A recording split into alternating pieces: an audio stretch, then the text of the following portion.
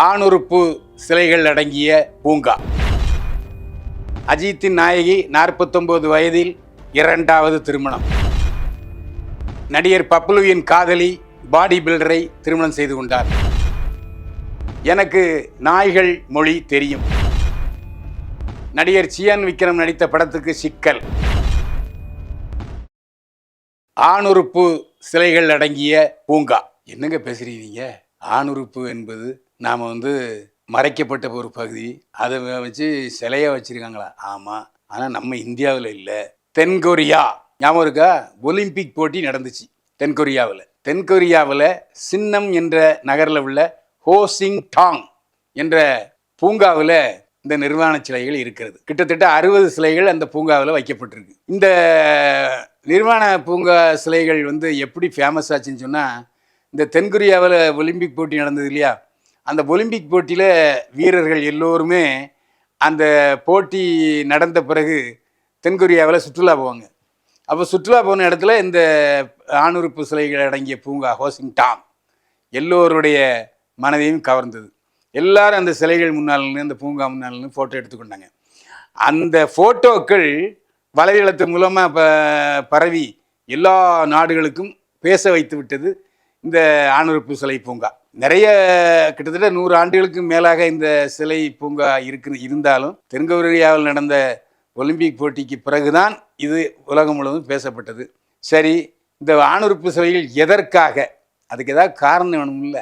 காரியம் இல்லாமல் ஏதாவது ஆணுறுப்பு சிலை வைப்பாங்களா? ஆமாம், அதற்கு காரணம் இருக்கிறது. நம்ம ஊரில் எத்தனை கதை இருக்குது. முல்லைக்கு தேறிந்தான் பாரி. அது சென்டிமெண்ட்டா இல்லை லாஜிக்காக பார்த்தீங்கன்னா பாரி மனநிலை சரியில்லாதவன் தான் சொல்லணும். ஏன்னா ஒரு முல்லை கீழே படர்ந்து போயிட்டு இருந்திருக்கு. ஐயோ, முல்லை செடி கீழே இருக்குன்னு சொல்லி தேரை நிறுத்தி அந்த தேர் மேலே முல்லையை படர விட்டான்னு நமக்கு ஒரு கதை இருக்குது. அதையும் நாம் முல்லைக்கு தேறிந்த பாரி அப்படின்னு சொல்லிட்டு பெருசாக பேசிக்கிட்டு இருக்கோம். அதே மாதிரி கண்ணகி மதுரையை எரித்தாள், அதுக்கு ஒரு கதை உண்டு. ஆமாம், ஏன்னா கண்ணகி கோவலனோட மதுரைக்கு பிழைக்கு வந்த நேரத்தில் தன்னுடைய கால் சிலம்ப ஒன்று கடையில் போய் விற்றுட்டு வான்னு சொல்லுவார். அப்போ கால் சிலம்பு போய் விற்க போன இடத்துல அந்த கோவலனை கல்வன் என்று பாண்டியனுடைய படையினர் பிடித்து போவார்கள். பிடிச்சி போனோடனே அவன் என்ன பண்ணுவான், என்னடா அதுன்னு சொல்லி திருடன்னு சொல்லி கழுவில் ஏற்றிடுவான் கோவலனை. கோவமுட்ட சினமுற்ற கண்ணகி நேராக பாண்டியன் நெடுஞ்செழியன்கிட்ட நீதி கேட்பார். நீதி கேட்கும்போது என்னுடைய கால் சிலம்புல மாணிக்க பரல் இருக்கு அப்படின்னு சொல்லுவார். அப்போ களவாடப்பட்ட அரசியினுடைய கால் சிலம்புல முத்து இருந்தது. உடனே அந்த கால் சிலம்பை போட்டு உடைப்பா, இன்னொரு கால் சிலம்பை போட்டு உடைப்பா கண்ணகி. அதில் ஒரு மாணிக்க பரல் பாண்டியன் நெத்தியில் போய் அடிக்கும், அப்படியே கீழே விழுந்து செத்து போயிடுவான். இது நம்ம கண்ணகி படத்தில் கூட பார்த்தோம், பூம்புகார் படத்தில் கூட பார்த்தோம். அதேமாரி இங்கே ஒரு கதை உண்டு. அதேமாரி அங்கே அந்த ஆணுறுப்பு சிலைக்கு கதை என்னென்னா, மீன் பிடிக்கவும் கடல் பாசி இருக்கு இல்லையா, அது ரொம்ப காஸ்ட்லி. கடல் பாசி பிடிக்கவும் வலையை எடுத்துகிட்டு போயிருக்கான் மீனவன் ஒருவன். அங்கே மீனவனுங்கிறது தெரியாது, மீன் பிடிக்க போகிறவன் போயிருக்கான். அப்போ பொண்டாட்டி இல்லை நான் உன் கூட வருவேன், நானும் உனக்கு ஹெல்ப் பண்ணுவேன். வேண்டாம், கடல் அலெல்லாம் இருக்கும், உன்னால் தாக்கு பிடிக்க முடியாதுன்னு சொல்லியிருக்கான் புருஷன். எந்த புருஷன் பேச்சை பொண்டாட்டி கேட்குறா? அன்னைக்கு ராமன் பேச்சை கேட்டால் சீதை ராமாயணம் உருவாகுது இல்லையா? அந்த மாதிரி இவ வருவேன்னு சரின்ட்டு அவனும் சரி பொண்டாட்டி சொல்கிறால வேறு வழி இல்லைன்னு சொல்லி கூட்டிகிட்டு போயிடுவான். ஆனால் அங்கே அலை அடித்து அவள் கடலில் தப்பி விழுந்துருவா. அவளை மீட்க முடியாது, செத்து போயிடுவா. அதுக்கப்புறம் அவன் திரும்பி வந்தால் அடுத்த நாளில் இருந்து அந்த கடல் பகுதியில் மீனே கிடைக்கல. மீனவர்கள் எவ்வளோ அலை போட்டு பார்த்துருக்காங்க, ஒரு மீன் கிடைக்கல. எல்லாரும் திரும்பி ஏமாற்றத்தோடு வர்றாங்க. அப்போ தான் அங்கே ஒருத்தர் சொல்லியிருக்காரு, இந்த மாதிரி அவள் அங்கே இறந்து போயிட்டா, அவள் ஆன்மா இன்னும் பேயாக இருக்குது, அந்த ஆன்மா கட்டுப்படுத்தணுன்னா நம்ம பிராயச்சித்தமாக இங்கே ஒரு ஆணுறுப்பு சிலையை நேராக கடலுக்கு ஏற உள்ள பூங்காவில் வச்சுருவோன்னு வச்சுருக்காங்க. அப்புறம் ஆணுறுப்பு சிலை வச்ச உடனே மீன்கள் கிடைக்க ஆரம்பிச்சிருக்கு. அப்புறம் ஒரு வருஷம் கழிச்சு திடீர்னு 10 நாள் மீன் கிடைக்காம போயிருக்கு, கடல் பாசியும் கிடைக்கல. உடனே என்ன பண்ணாங்க, இன்னொரு சிலையை வச்சாங்க. இப்படியே தொடர்ந்து சிலைகள் வைக்கப்பட்டு இன்றைக்கி 60 சிலைகளுக்கு மேலே ஆணுறுப்பு சிலைகள் இருக்கிறது. அங்கே தென்கொரியாவில் போகிறவங்கெல்லாம் முதல்ல போகிற இடம் இந்த ஆணுறுப்பு கொண்ட சிலை தான், ஹாசிங்டான் பூங்கா. இது வந்து நம்ம நாட்டிலையும் இருந்தால் நல்லா இருக்குமே அப்படின்னு நீங்கள் நினைக்கிறீங்க. ஆனால் அது வந்து நம்ம ஆணுறுப்பு வந்து மறைக்கப்பட்ட பகுதி, தடை செய்யப்பட்ட உறுப்பு. அது வந்து சினிமாலேயே காட்டக்கூடாது. அதனால் இன்னும் செக்ஸ் கல்வி கூட நம்ம நாட்டில் கொண்டு வரலை. ஏன்னா நாம் வந்து எல்லாவற்றையுமே மூடி மூடி பழக்கப்பட்டவர்கள். வெளிநாட்டில் வந்து எத்தனை விவாகம் வேணாலும் பண்ணலாம், எத்தனை திருமணம் முடிஞ்ச பிறகு விவாகரத்தும் பண்ணிக்கலாம். அதனால் அங்கே வேறு, நம்ம கலாச்சாரம் வேறு. அதனால் நம்ம கலாச்சாரத்துக்கு ஏற்ப இந்த ஆணுறுப்பு சிலைகள் இங்கே வைக்கக்கூடிய வாய்ப்பு இல்லை. வசதி உள்ளவங்க நீங்கள் போய் தென்கொரியாவில் போய் வாஷிங்டன் பூங்காவை பார்க்கலாம். இல்லைன்னா ஒன்று செய்யுங்க, யூடியூப்பில் போய் இந்த வாஷிங்டன் தென்கொரிய மேல் ஆர்கன் ஸ்டாச்சுன்னு போட்டிங்கன்னா வரும், பார்த்து மகிழுங்க. அஜித்தின் நாயகி 49 வயதில் 2வது திருமணம். சினிமாவில் இந்த 2வது திருமணம், 3வது திருமணம், குழந்தைகளோட போய் இன்னொருத்தனை கல்யாணம் பண்ணிக்கலாம் சர்வசாதாரணம். இருந்தாலும் அஜித் பட நாயகி யார்? இந்த அஜித் பட நாயகி பிரியா கில். அஜித்துக்கு ஜோடியாக சிங்கம்புலி கதை திரைக்கை வசனம் எழுதி இயக்கிய ரெட் என்ற படத்தில் கதாநாயகியாக நடித்தார்.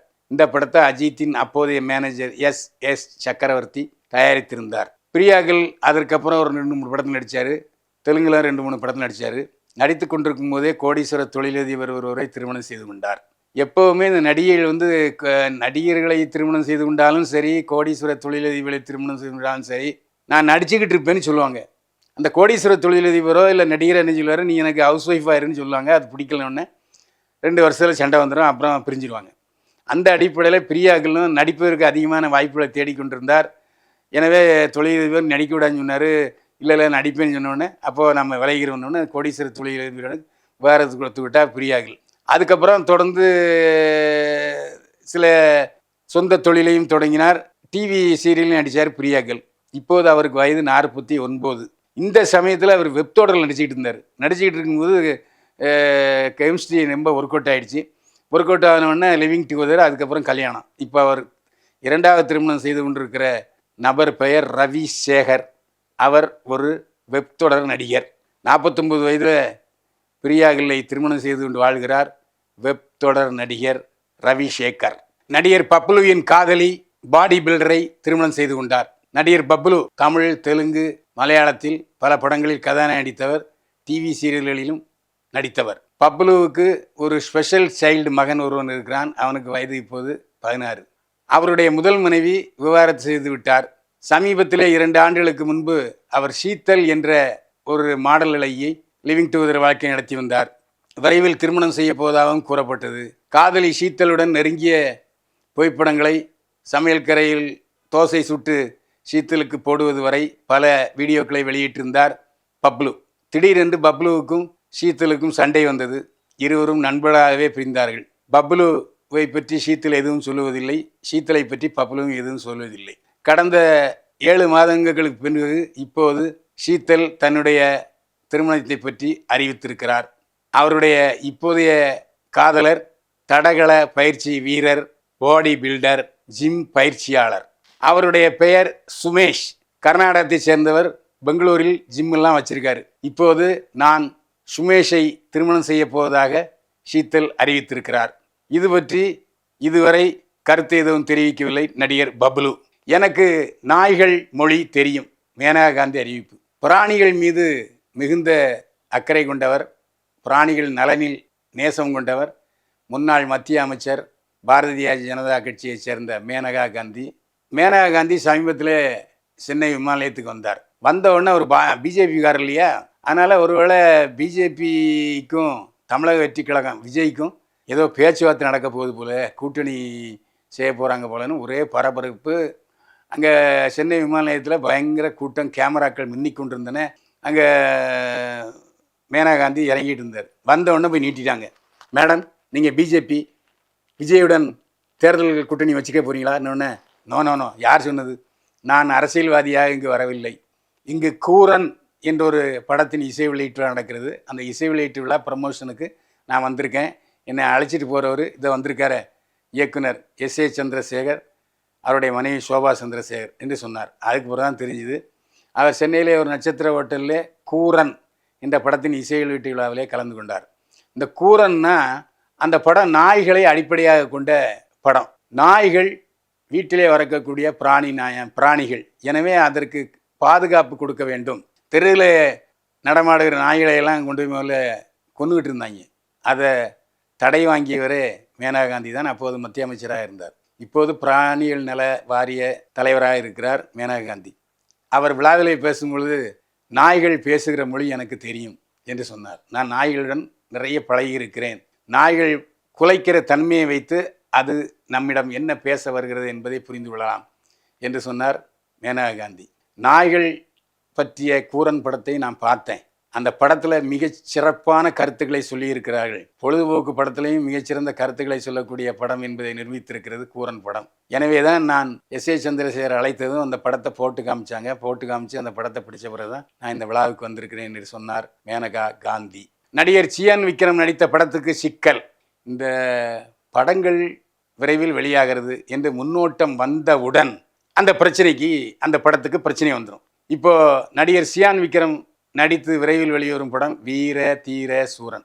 இந்த படத்துக்கு ஒரு விநியோகஸ்தர் தடை போட்டு பஞ்சாயத்து நடந்துட்டு இருக்கு. என்ன பஞ்சாயத்துன்னா, சாமி ஸ்கொயர் ஹரி எழுதி இயக்கி தயாரித்த படம். அந்த படத்தில் திருச்சி திருநெல்வேலி டிஸ்ட்ரிபியூட்டருக்கு 16 லட்சம் ரூபா நஷ்டம் ஆகிப்போச்சு.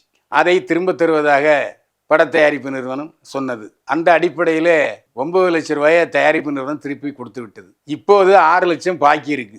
அந்த 6 லட்சத்தை கொடுத்தா தான் வீர தீர சூரன் படத்தை வெளியிட அனுமதிப்போம் என்று சொல்கிறார்கள். இதில் 6 லட்சம் ரூபா தர்றோம் அப்படி என்று தயாரிப்பு நிறுவனம் சொல்கிறது. 6 லட்சம் ரூபாய்க்கு வட்டி என்று வட்டி போட்டு வட்டியுடன் திருப்பி தர வேண்டும் என்று சொன்னதால் பஞ்சாயத்து நடந்து கொண்டிருக்கிறது. பஞ்சாயத்து முடிந்து செட்டில் ஆனதும் வீர தீர சூரன் வெளி வரும். நேரில் இது போன்ற பரபரப்பான தகவலை தெரிந்து கொள்ள கிங் 24x7 சேனலை சப்ஸ்கிரைப் பண்ணுங்கள், ஷேர் பண்ணுங்கள். கிங் 24x7 சேனல் வெற்றி உங்கள் வெற்றி. மீண்டும் சந்திப்போம். வாழ்க வளமுடன்.